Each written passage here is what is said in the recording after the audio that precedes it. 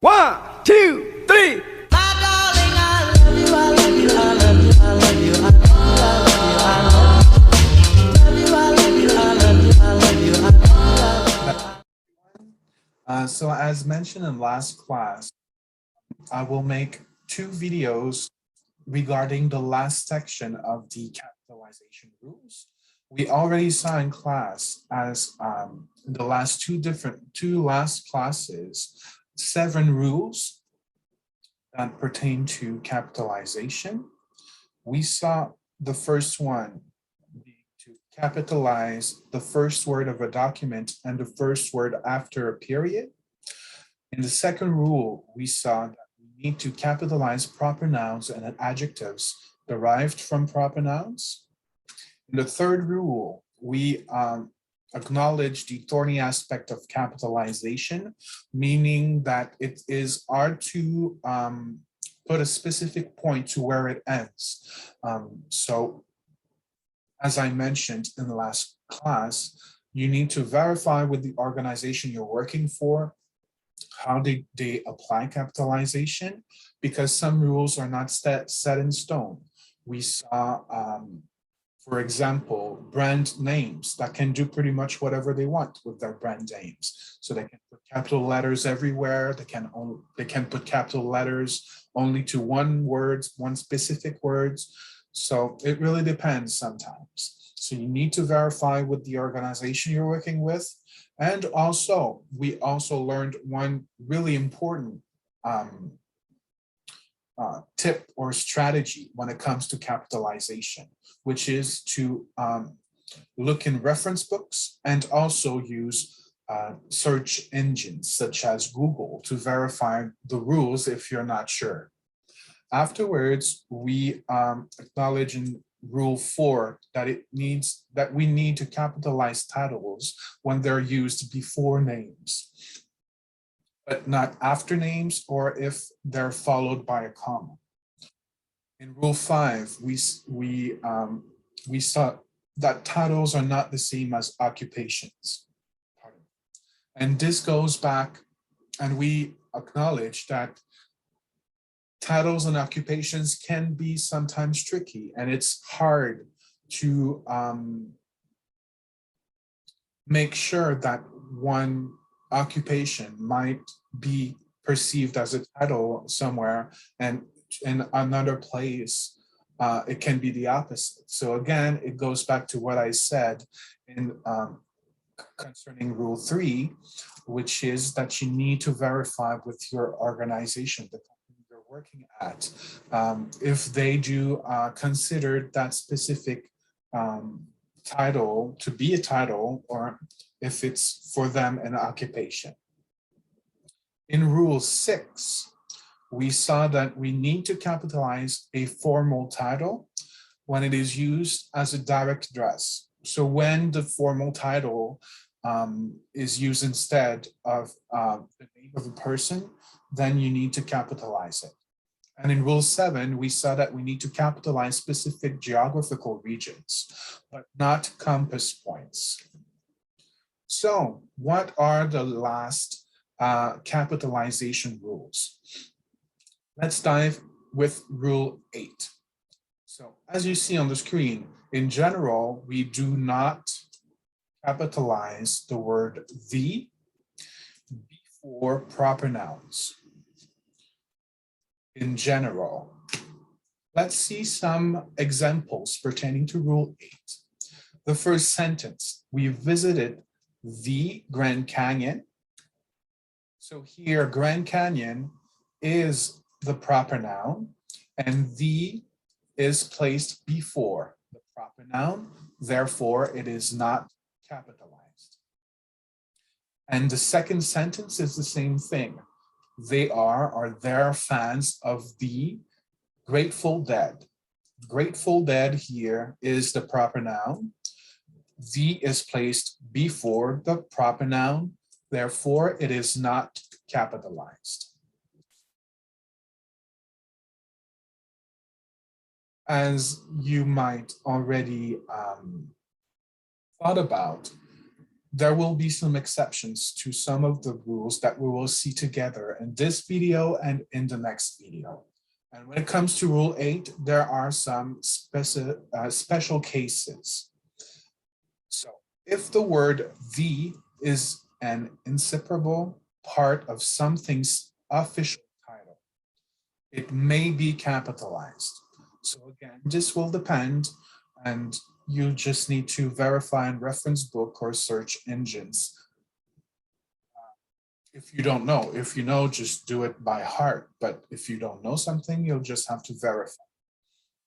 And it goes to one very important aspect of the job that you'll be doing. You need to be resourceful. So you will have to do things on your own. You will have to think by yourself, and you will have to find answers by yourself.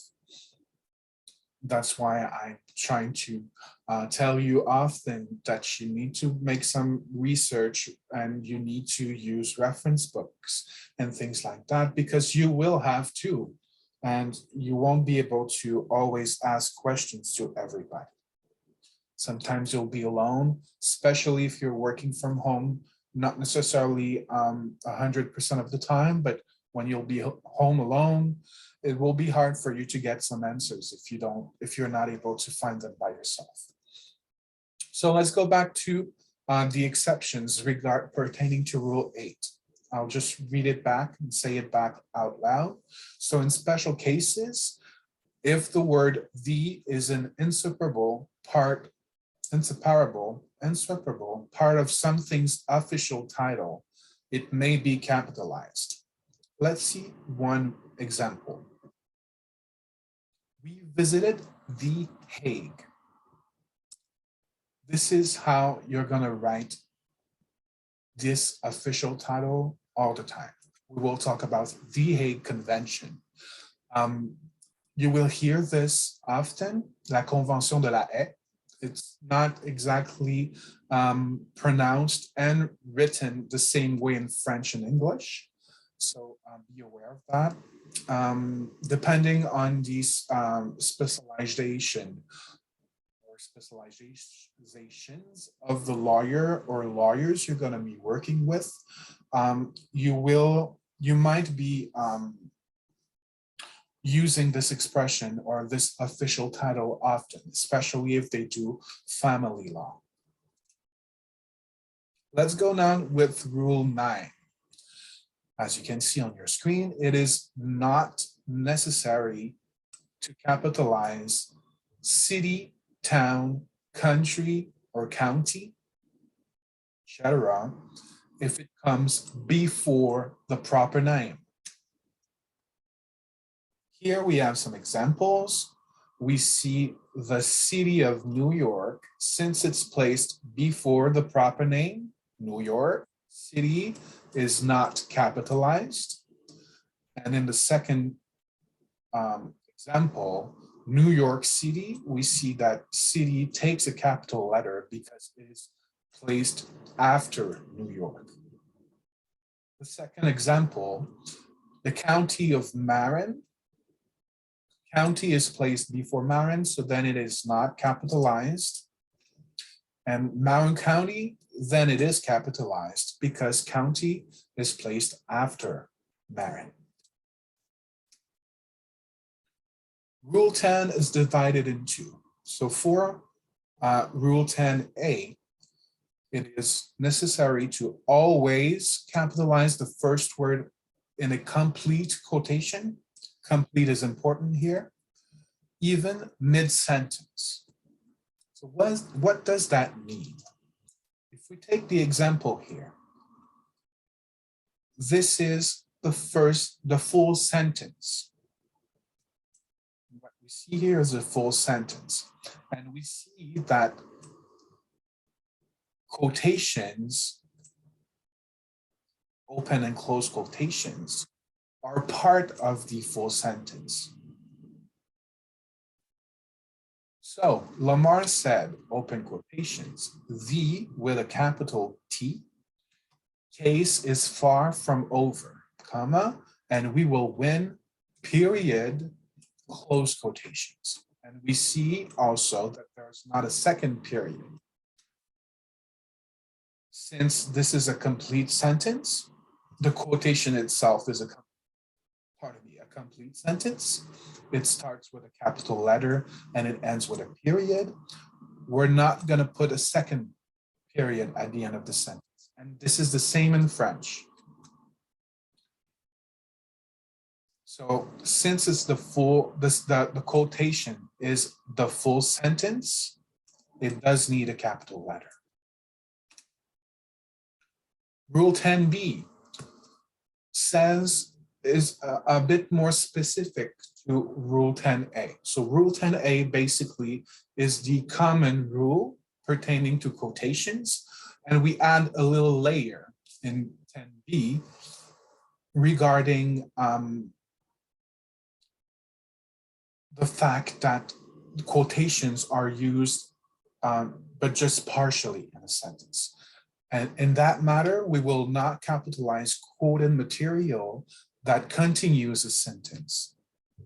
So for the example, we will use the same sentence, but in a different way. And you'll see here that the two quotations are not capitalized. The period, though, still remains because it's the end of the quotation. Lamar said that the case was far from over and that we will win. Basically, what is done here is that we take some parts of the quotation itself, all the sentence quoted, and we use those parts of the sentence to create a new sentence. So we use just brief sections of the quotations to make a sentence with them. So this is why you see that far from over and we will win. The W and the F are not capitalized because it's just a part of the quotation. It's not the first letter or the first word of the quotation. It's already part of a sentence that somebody else said. So we just take those parts. Let's go now to Rule 11 for emphasis. Writers sometimes capitalize a mid-sentence independent clause or question. Sometimes. Emphasis and sometimes are keywords here. Some examples. Example 1. One of our cardinal rules was never betray a friend. In the sentence, the writer wants to put emphasis on never because it's the most important word of the sentence. She will never betray a friend. Therefore, it is possible to put a capital letter to that word. Will you see that often in the legal world? No, basically never. Because there's decorum is really important. So you need to stay as much as possible straightforward and neutral. In the second example, it made me wonder, what is mankind's destiny? If we go back here, writers sometimes capitalize a mid-sentence question. So this is what we see here. This is why what is capitalized. Because instead of changing the sentence that you want to write to incorporate the question in another way that is not the question itself, but pertains to the question, they just decided to write down the question itself. So therefore, it is possible to put a capital letter when the question is part of the sentence. Again, you will not see that often, but it's good to know because it might happen. You never know. Let's go now to the last rule for this video. Rule 12. you need to capitalize the names of specific course titles, but not general academic subjects. This one can be tricky sometimes. So let's see with examples. Example 1, I must take history and algebra 101. History here refers to a general academic subject.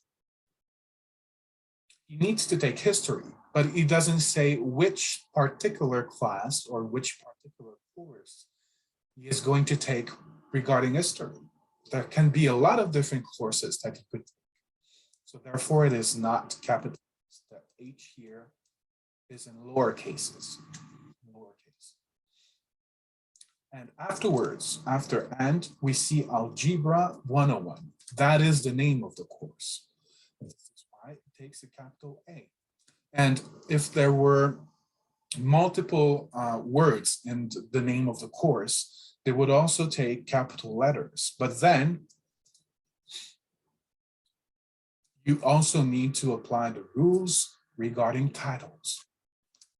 So not all the names, all the words of the course's title will necessarily take capital letters. So for example, if there's A in the title, it's not going to be capitalized because it's never capitalized. Or N, A-N, same thing. V, unless it's the first word of the title. For example 2, he has a double major in European economics and philosophy. Economics and philosophy here pertain to general academic subjects, but European refers to another rule. And this rule is about countries and citizenship. So Canadian is always going to take a capital letter when it refers to the Canadian people. European refers to Europe, which is not a country itself, but it is a continent. And therefore, European is going to take a capital letter. So you see, we're starting to mix different rules together here. So this was the last rule for this video. I invite you to click on the next one to be able to have more explanations regarding rule 13 to 16. Thank you. 1, 2, 3.